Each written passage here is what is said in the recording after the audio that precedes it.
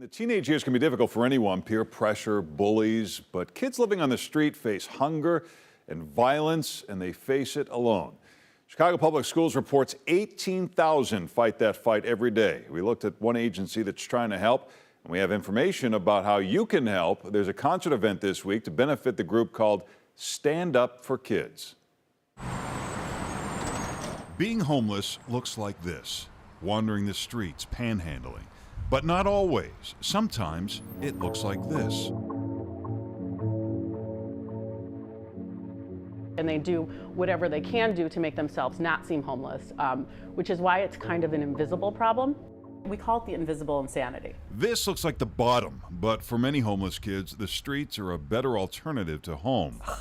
You'll make me cry, I can't. Felice Schlesinger says many are looking to escape an abusive home. There are 18,000 homeless kids in Chicago, ages 13 to 24.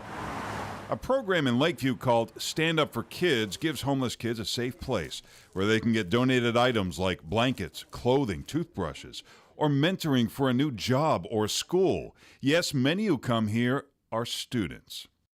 I feel that people in Chicago should care. This can be your son, this can be your daughter, grandkid. Justice Thompson wears heavy makeup, animal ears. He likes punk rock. So it might be surprising that he grew up as a Mormon. I grew up in a very Mormon household. My father was one of the biggest Bible thumpers in the world. A lot of the times, yes, he was loud. Yes, sometimes he was physically abusive. But for the most part, I think for me, it was the silence that I received from my father and my mother. They did not understand where they went wrong with me, and unfortunately, that's where they went wrong with me. They didn't understand. You know, sure, you look at me now, you see the makeup, you see the ears. Underneath, I'm still the same kid. Jocelyn Brooks is transgender. About 40% of kids on the street are LGBTQ. I believe the worst part of being on the street is not knowing where you're going to be at, not knowing where you're going to sleep at. You may not recognize them, but they are there. 18,000 of them. Stand Up For Kids offers an oasis from the dangers of the street, violence, and hunger.